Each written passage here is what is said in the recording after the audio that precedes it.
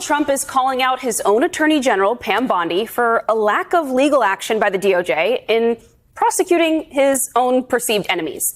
He posted just last hour, quote, "Pam, I have reviewed over 30 statements and posts saying that essentially same old story as last time, all talk, no action, nothing is being done. What about Comey, Adam Shifty Schiff, Letitia, question mark, question mark, question mark? They're all guilty as hell, but nothing is going to be done. We can't delay any longer. It's killing our reputation and credibility." Ellie and Torrey are still here with us to try and make sense of that. So, Ellie, does Trump sound nervous to you? I don't know that he's nervous as much as frustrated with his attorney general because she has not gone after these people he disfavors. I mean, this is, look, I sort of have become numb to a lot of things Trump posts on Truth Social. I just, whatever, move past. But this is a big deal. I mean, he's overtly, explicitly, publicly telling his attorney general, I want to see indictments of these three people. Now, we know from the reporting that this attorney general who was fired, according to Trump, or quit, whatever, Eric Siebert. Welcome back to Jack Mockler is here. So this is happening right now. The Trump-Bondi relationship produced some of the most alarming accountability questions of the second term. How the Justice Department was directed, what cases were prioritized, and what happened to the Epstein files in the hands of a loyalist who owed her position to the man whose name appears in them countless times. The dynamic, more dangerous than a typical president-cabinet alliance, is now documented in remarkable detail. Trump sent Bondi a now-deleted Truth Social message demanding prosecutions of James Comey, Adam Schiff, and Letitia James, his political enemies, the targets he wanted the Justice Department to pursue on his behalf, calling her all talk, no action. A veteran prosecutor who had been nominated by Trump looked at this case and concluded the evidence was not sufficient. Todd Blanche, according to the reporting, the deputy AG, who I've known for a long time, who represented Trump criminally, he said he didn't think there was enough evidence to charge Letitia James. And Trump's view here is sort of, who cares? Plow ahead. Let's get the indictment and worry about it later. Yeah, highly frightening. As you said, two people looked at this and said, there is not enough evidence to charge her. And that's just two people at the top. I'm sure all the under people like. And also, I hate to say it, but two kind of Trump loyalists, right? I mean, it's like, it's one thing if they were objective, but people who are appointed by Trump, who are willing to say to the president, we've got nothing. We don't have a leg to stand on. Had clearly already gotten the message. We want to arrest her. We want to see her bracelets. We want to put her on trial. And they can't find, we can't do it. There's no case against her. Still keep trying. That's dictatorship. Well, whenever Trump has outbursts like this, especially someone who's a loyal ally, but who other MAGA allies like Laura Loomer have urged him to get rid of Pam Bondi because she's got some enemies, I can't help but to look at it as a distraction. And there's been so much. This is a distraction? Bondi advanced investigations aligned with Trump's political interests, including pushing a prosecutor to present evidence about the origins of the Trump-Russia probe to a grand jury. She may have violated the federal rules governing grand jury secrecy by effectively confirming the existence of a grand jury in a public setting, an acknowledgement that legal analysts said crossed a legal line that federal prosecutors are not supposed to cross. And she shifted blame to her deputy when the Epstein file controversy became politically untenable, claiming she only learned about a controversial Maxwell transfer from the news while simultaneously defending her overall conduct as an unprecedented commitment to transparency. Well, he's trying to distract. From what? From this. From everything. Wait, what is he? No, pointing a finger at Pam is distracting from what he's trying to do to Letitia. Yeah, because I think he's trying to distract from Epstein because Epstein was starting to get a little more steam. Got it. And he now is because Alex Acosta, his appointee, do you think that the story was starting to lose a bit of steam, Epstein, and he is still trying to compensate? That's my view. I mean, it's all about a smokescreen for Epstein. But where I thought you were going, where we might go, is that when he starts attacking Pam, do MAGA people start to say, oh, we are also on the menu. So we can't just go with whatever he says, because eventually the scythe will come for you too. So you have to stand up for your own principles. It's an ultimatum of sorts to the Attorney General, right? I mean, it doesn't take a lot to understand what he's saying here. I think everyone should understand that replacing the U.S. Attorney in Eastern District of Virginia, or even maybe, I mean, I'm not saying this is going to happen, but hypothetically replacing Pam Bondi, none of that improves the evidence in your case. Right. And the reason that Todd Blanche, who's he was by Trump's side, defended him at the criminal trial. That relationship, the pressure to weaponize, the partial compliance, the institutional damage, the eventual firing, the public praise masking private fury, is the nightmare grand jury confession scenario in its documented form. Not a dramatic courtroom revelation, but the slow, grinding, publicly documented exposure of an attorney general caught between her institutional obligations and the political demands of the president who appointed her and who ultimately found her insufficiently useful. To understand why the Bondi grand jury situation is as legally significant as it is, why it represents something more than ordinary attorney general controversy, you have to understand the specific legal framework governing grand jury secrecy and why a prosecutor's public acknowledgement of a grand jury's existence is a legal violation that carries serious professional and potential criminal consequences. The reason Todd Blanche is not on board with this is because he was a prosecutor right here in New York, and he knows you're going to have to go to a grand jury. You're going to have to, if you can somehow get past the grand jury, and we don't know the evidence really on Letitia James. I mean, we would just be speculating, but he knows enough to know. Then you're going to have to go to a judge. Then you're going to have to go to a jury. Then you're going to have to go to an appeal. And look, Todd was raised the same way I was, almost the same time at the SDNY, and you don't bring a case if you don't have the goods. So I think that's the reasonable conclusion. But changing up the personnel. I was going to say, like, I don't want to even get into the details or the evidence or the merits of the case. The President of the United States is openly telling on a social media post that he wants his Attorney General to prosecute political opponents, Adam Schiff, Letitia James, and James Comey, who's not even in public service anymore, a private American citizen. I don't understand how this is not. I mean, this just happened, but it's alarming. It's vengeful. It's even retribution. Though there's no real evidence. Correct. Yeah, he says. I think it is alarming to a lot of people, but one of the things that I think Trump is sort of good at is keeping people in his circle who, he gives a lot of power to, but who are also at risk themselves. They're very vulnerable. And Federal Rule of Criminal Procedure 6E governs the secrecy of grand jury proceedings with extraordinary strictness. The rule prohibits attorneys for the government from disclosing matters occurring before the grand jury except in specific enumerated circumstances, and the list of those circumstances does not include a public statement by the Attorney General acknowledging the existence of a grand jury because she is trying to defend her conduct before Congress. The reason for the strict secrecy rule is not bureaucratic formalism. Grand jury secrecy protects witnesses from retaliation, protects potential defendants from the stigma of investigation before charges are brought, and ensures the integrity of the investigative process by preventing targets from learning they are being investigated before charges are filed. Pam Bondi is not beloved by all of MAGA. That's been the case for quite a while now. You see her at these cabinet meetings, and she looks, just her performance is awful. The way she kind of talks to the president, does this kind of dear leader shtick. But that aside, they're cool with a lot of that. She has people under her, including Bongino and others who we know there's tension there.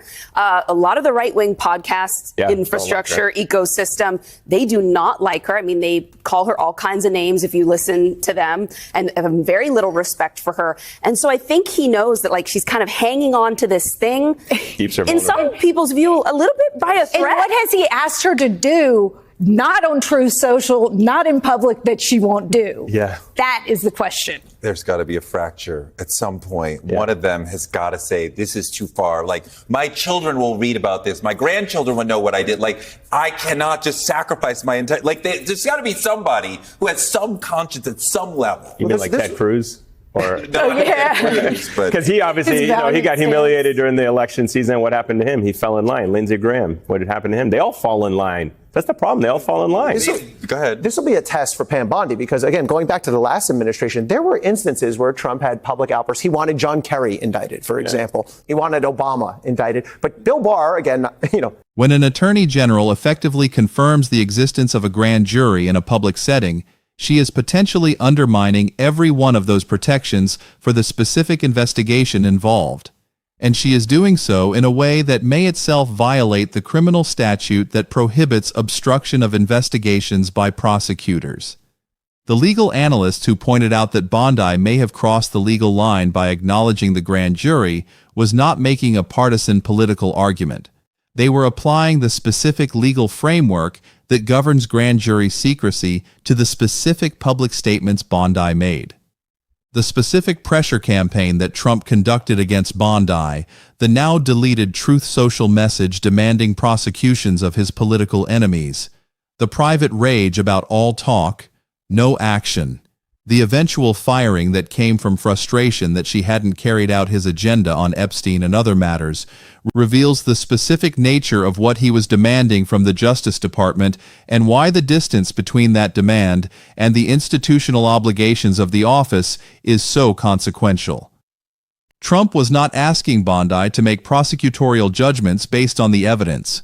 He was asking her to make prosecutorial decisions based on his political enemies list, to use the power of federal prosecution to target specific individuals he wanted targeted, regardless of whether the legal standards for prosecution were met.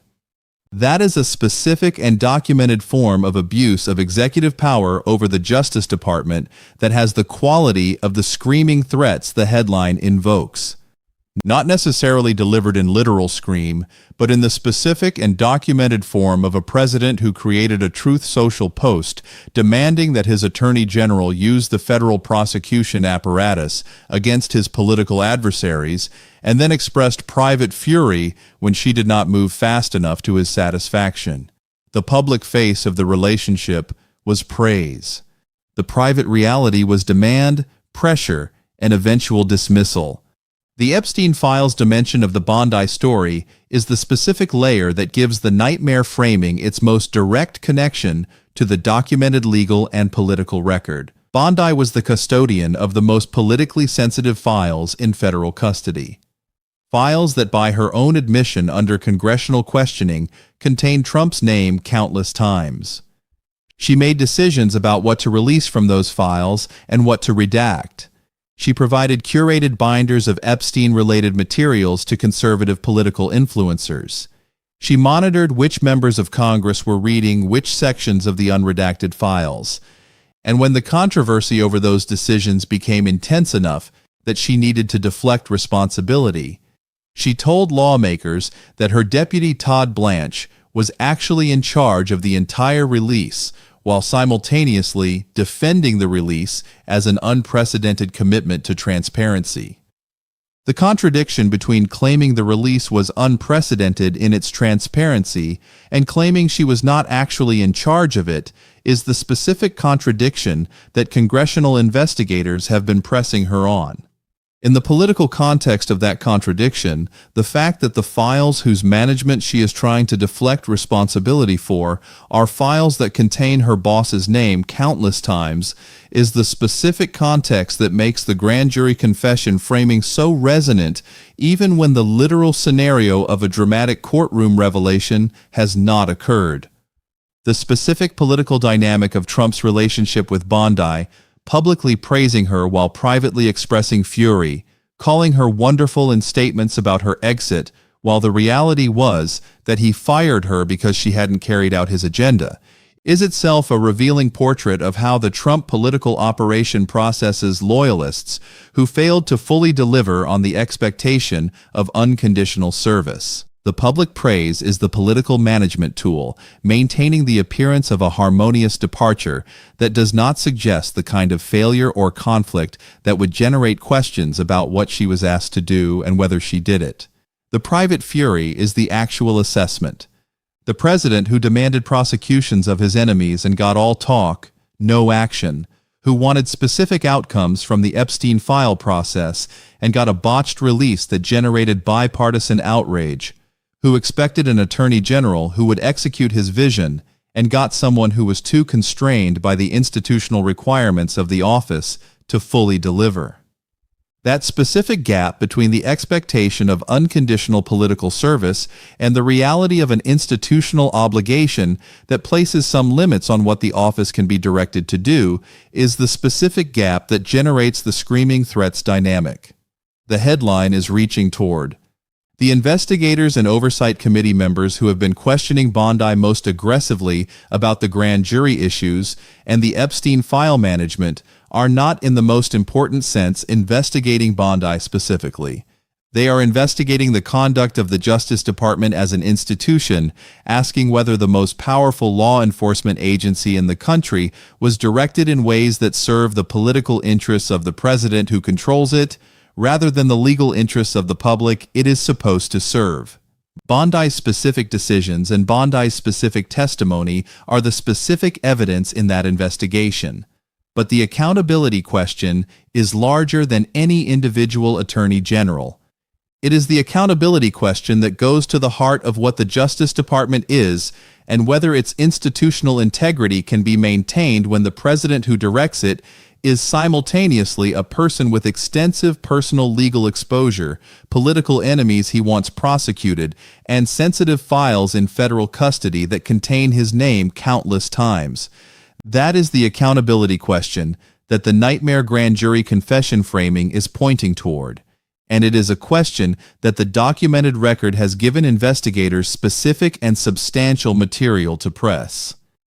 Now let us examine the specific legal and institutional dimensions of the Bondi grand jury situation, and why the specific things she did, advancing the Trump-Russia probe origins to a grand jury, potentially violating grand jury secrecy rules, shifting blame for Epstein file decisions, create a legal and accountability picture that is as alarming as the headline suggests, even without a dramatic courtroom confession. The grand jury that Bondi directed toward the origins of the Trump-Russia investigation is one of the most significant and least publicly examined elements of the entire Bondi DOJ story. The Trump-Russia investigation has been the subject of extensive legal scrutiny, multiple special counsel investigations, and years of congressional review.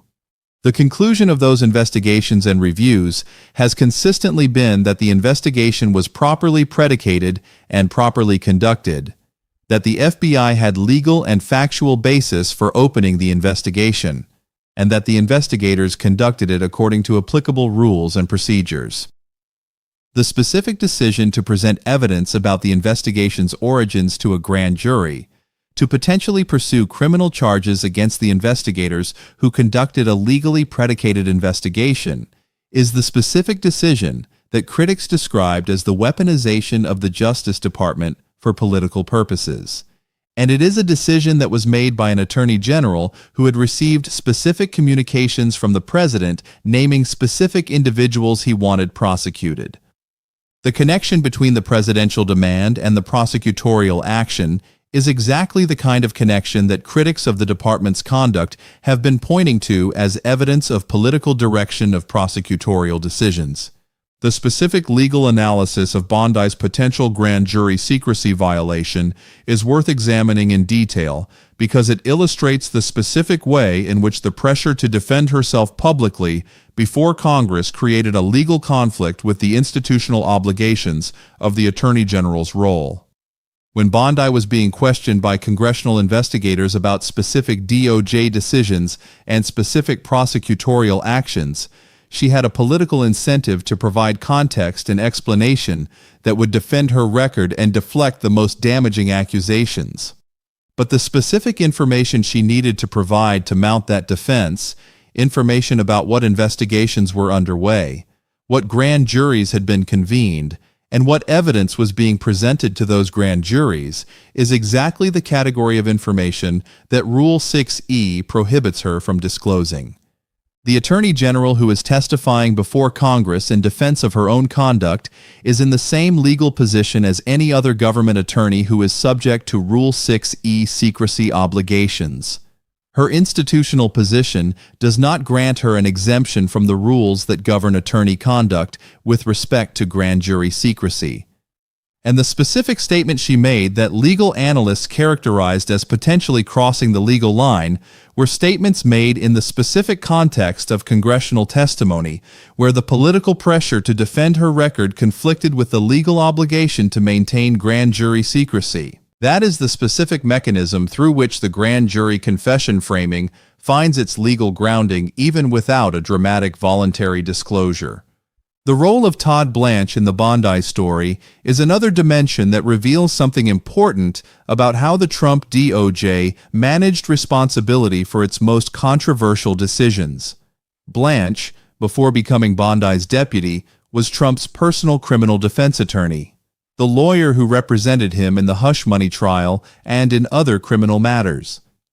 His appointment to the senior DOJ position by the president he had been representing was itself a remarkable concentration of personal loyalty in an institution that requires independence from presidential political interest to function credibly. When Bondi told congressional investigators that Blanche was actually in charge of the entire Epstein file release, a claim that was both a specific deflection of responsibility and an implicit acknowledgement that the person in charge was someone with an exceptionally direct personal connection to the president, whose name appears countless times in the files, she was revealing something specific about how the DOJ under her leadership was organized and who was actually making the decisions about the most politically sensitive materials in federal custody.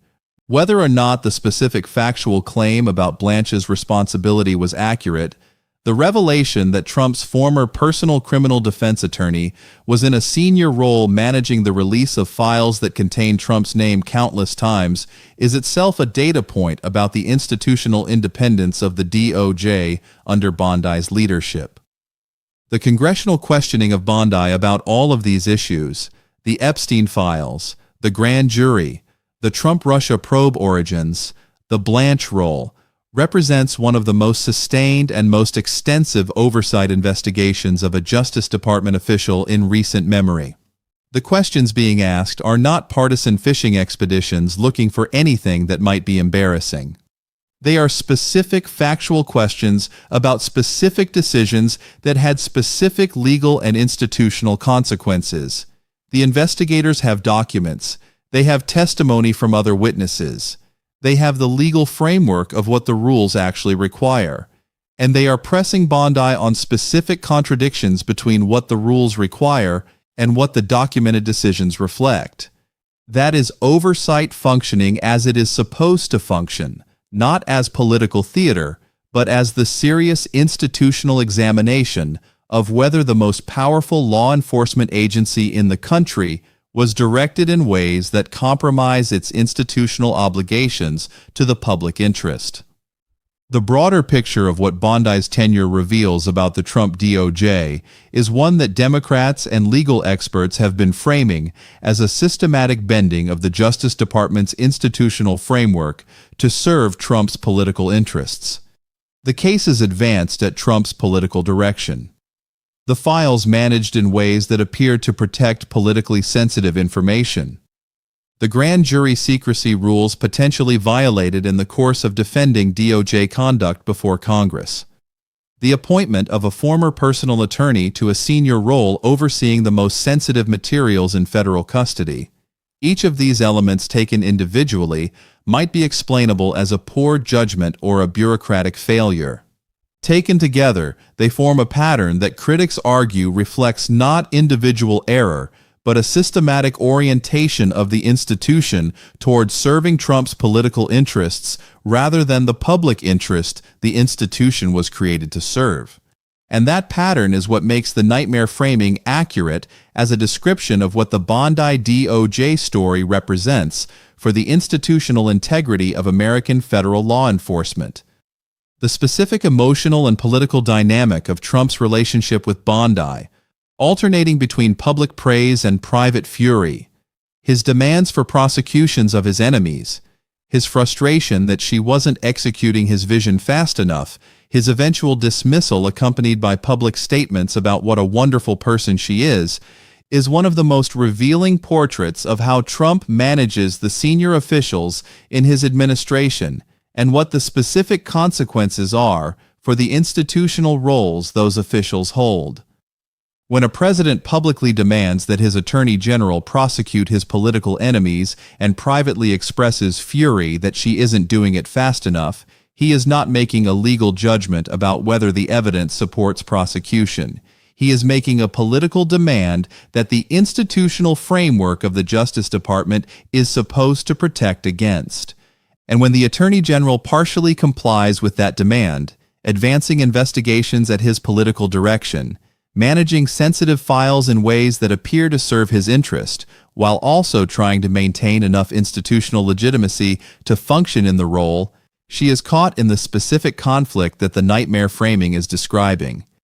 Not a dramatic betrayal that ends everything in a single revelation, but the slow, grinding, publicly documented exposure of an institutional relationship that was always going to end badly because it was built on a structural contradiction between what the president wanted and what the institution was supposed to do. So, what does the full picture of the Trump-Bondi relationship, the pressure campaigns, the grand jury issues, the Epstein file management, the eventual firing, mean for the broader accountability story, and what should audiences make of the nightmare confession framing? The first thing to understand is that the nightmare in the framing is not located in a single dramatic revelation, but in the accumulated record of what the documented facts reveal about how the Justice Department under Bondi was actually operated. The nightmare is the picture of an attorney general who receives specific demands from the president to prosecute his political enemies, who directed grand jury investigations at his political direction, who potentially violated grand jury secrecy rules in the course of defending her conduct, who managed the most sensitive files in federal custody in ways that appeared to protect the president's political interests, and who ultimately was fired because she didn't execute his vision fully enough.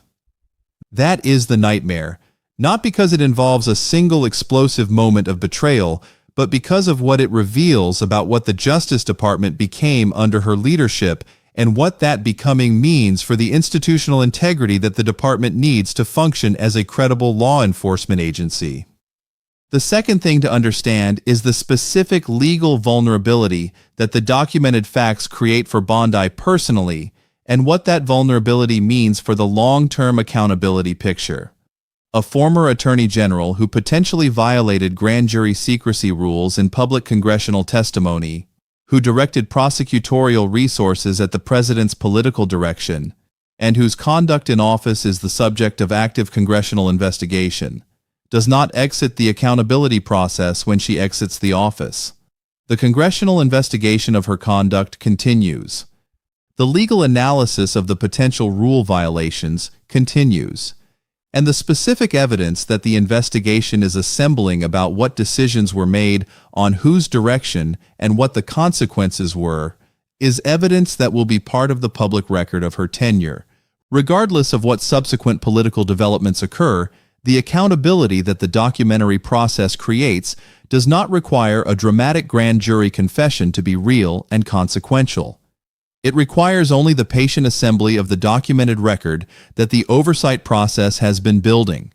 The third thing to understand is what the Trump-Bondi split, the gap between his public praise and private fury, his demands for more aggressive political prosecution, and her partial but insufficient compliance, reveals about the structural limits on even the most loyalist-oriented attorney general's ability to fully deliver on presidential demands.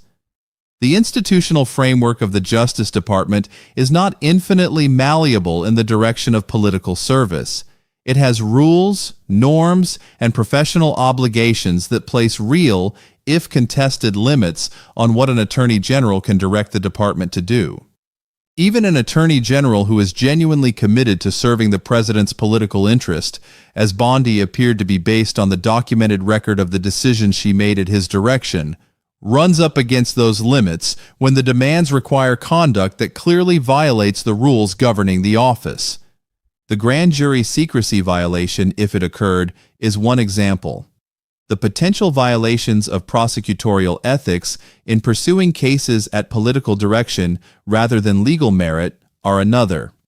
and the Epstein file management, if it reflected political considerations rather than legitimate redaction grounds, is a third. Together they describe an attorney general who was trying to serve the president as fully as the institutional framework allowed and who still was not executing his vision fast enough for his satisfaction. That failure, the failure to fully weaponize the Justice Department on his behalf, even with a loyalist in charge, is itself a form of accountability that the institutional framework provides. What the nightmare grand jury confession framing ultimately captures about the Bondi story is the specific quality of a relationship in which the truth that everyone is trying not to say has been building in the public record despite the efforts of both parties to manage its emergence. Trump publicly praised Bondi while privately expressing fury that she wasn't executing his vision. Bondi publicly defended her record while shifting blame to deputies and potentially violating the rules governing her conduct in the course of mounting that defense. Congressional investigators are assembling the documented record of what actually happened case by case and decision by decision. And the accountability picture that is emerging from that assembly, even without a dramatic courtroom confession, even without a single explosive revelation that changes everything overnight, is a nightmare portrait of institutional corruption in its most specific and most documented form. The nightmare is not what might happen next. The nightmare is what already happened. And the grand jury that Bondi directed toward Trump's political enemies, the grand jury whose existence she may have illegally confirmed in the course of defending her own conduct, the Epstein files whose management she is trying to deflect responsibility for, are all part of the documented record of what that nightmare looks like in its institutional form. That record exists. It is being examined, and it will shape how this period of American legal history is understood long after the specific political conflicts that produced it have been resolved. The screaming threats are documented. The nightmare is real, and the confession, not to a court but to the public record, is being assembled one hearing and one document at a time. The final thing to understand about the Bondi story is what it tells us about the long-term institutional cost of using the Attorney General as a political operative rather than as an independent law enforcement official.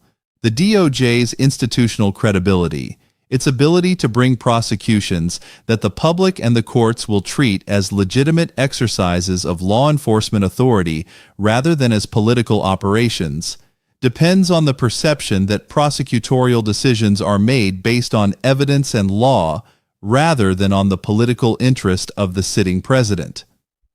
Every decision Bondi made at Trump's political direction, every case advanced because Trump wanted it advanced rather than because the evidence supported it. Every file managed in ways that appeared to protect Trump's interests rather than the public's interest in transparency eroded that institutional credibility in ways that will be felt in specific DOJ cases for years. Defendants who are prosecuted at Trump's political direction will have their lawyers arguing that the prosecution was politically motivated. Cases that were advanced or not advanced based on political considerations rather than legal merit will face credibility challenges that would not exist if the institutional independence of the department had been maintained. The nightmare is not just the specific conduct that has been documented. It is the institutional damage that the documented conduct has done, and that will continue to manifest in the specific cases that the compromised institution was supposed to handle with integrity. That is the longest-lasting and most consequential dimension of the nightmare. Make sure you're subscribed because this is going to keep developing and changing. This story is far from over.